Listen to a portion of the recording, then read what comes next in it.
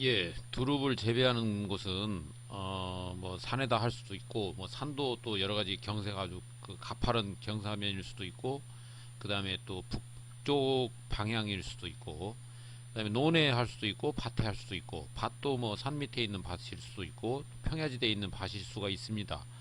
각자 사정에 따라서 뭐 그 처한 환경은 다른데 두릅을 죽이면 안 되겠죠. 그래서 근데 재배를 하는 농민들을 보면 이제 뭐 오랫동안 꾸준히 일정한 소득을 내기가 좀 어렵습니다. 뭐 속가주기도 해야 되고 많이 죽기도 하고 하는데 그래서 과연 우리가 어떤 기준으로 포장을 조성해야 되는지 한번 생각을 해보도록 하겠습니다. 정확한 결론부터 말씀드리면 각 포장의 기후나 포장 여건, 토질 이런 것에 따라서 융통성 있게 결정을 해야 된다는 것이 결론입니다. 근데 한번 사진으로 살펴보겠습니다. 이 경우는 약간 평지에 가까운데 거기다가 얕은 고랑과 이랑을 조성을 해서 2020년 봄에 신구 품종 근삽을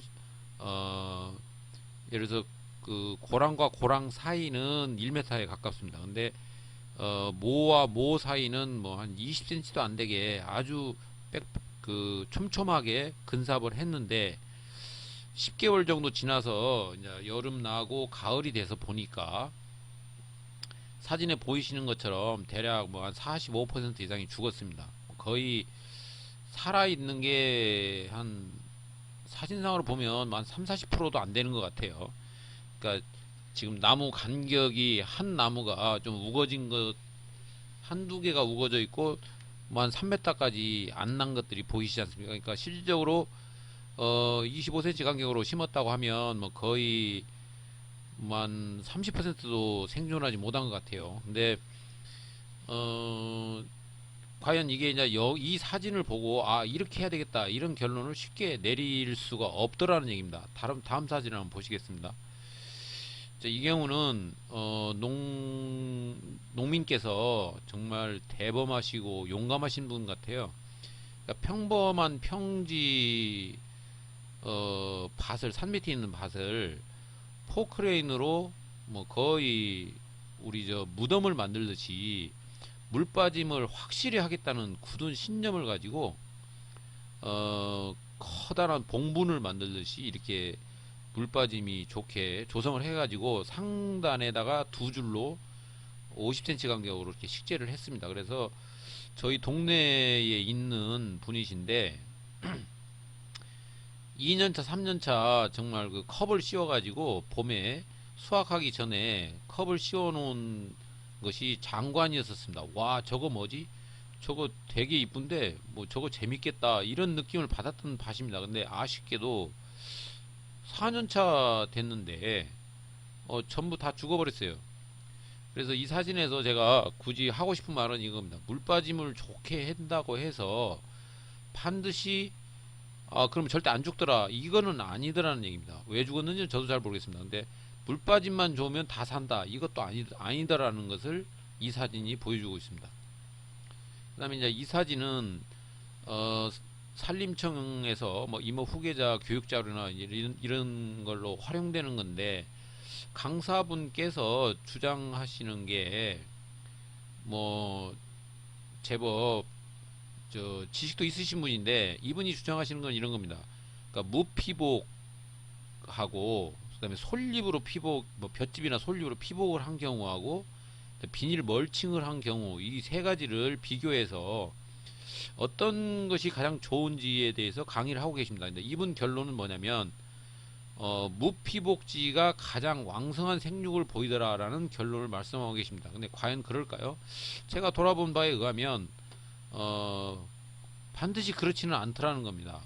무피복을 하시는 분들도 굉장히 많아요. 근데 피복을 하시는 분도 많고. 근데 그러면 결과적으로 모든 지역에서 무피복이 가장 좋냐? 무피복을 해서 아까 어, 신구 근사방은 사진도 보셨지만 많이 죽는 경우도 많습니다.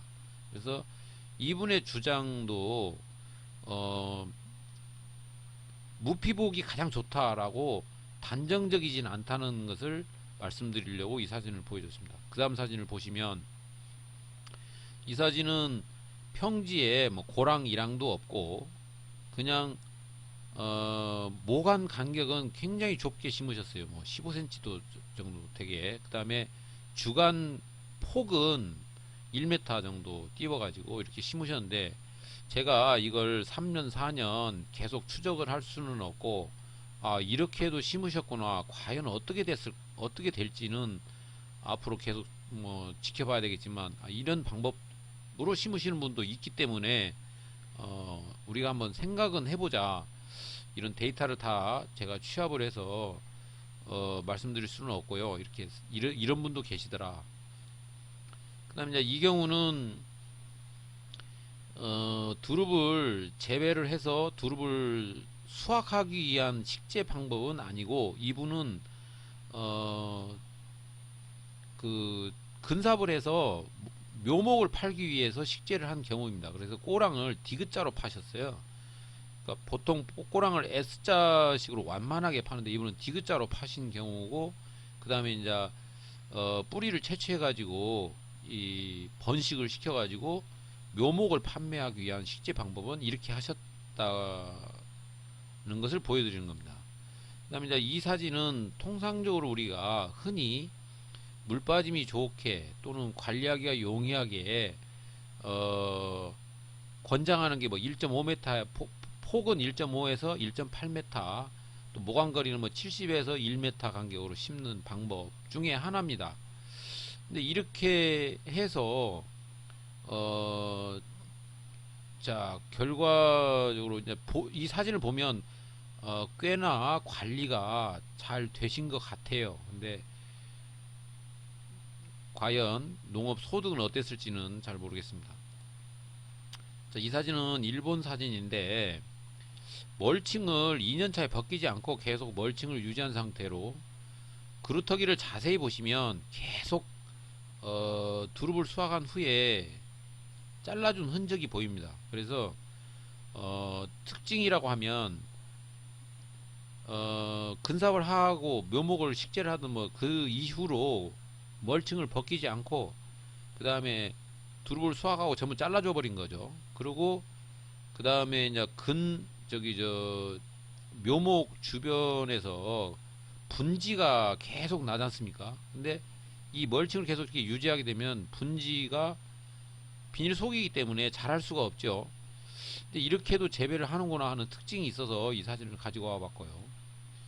그 다음에 이제 이 사진은 15,000평 정도 되는 임야에다가 뭐 몇만 주, 4만 주는 5만 주는 근삽으로 심은 경우입니다.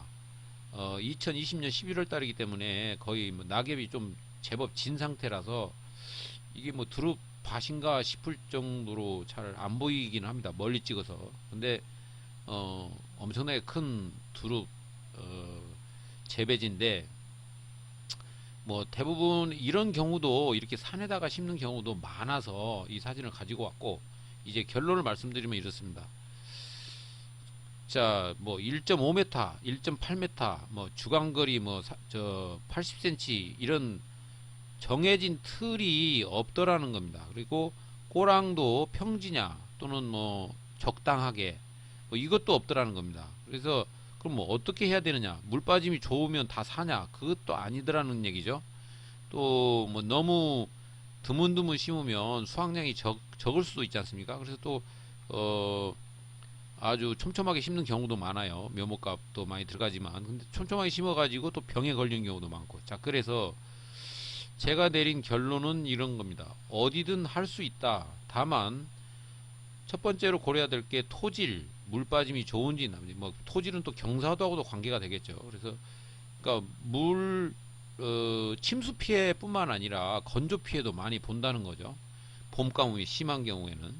그래서 기후 및 토질에 따라서, 또 그 기후와 토질에 따라서 형상을 본인이 잘 잡고, 형상 및 그 식재 간 거리를 그 현장에 맞게 조성해야 되지, 우리가 1.5m 간격으로 뭐 한 평에 5주 이렇게 어떤 기준치를 잡아가기는 어렵더라는 말씀을 드리려고 여러 가지 사진을 첨부해 가지고 이 평지에다 그냥 심으신 분들도 있고 뭐 산에서 고랑 이랑을 팔 수는 없지 않습니까?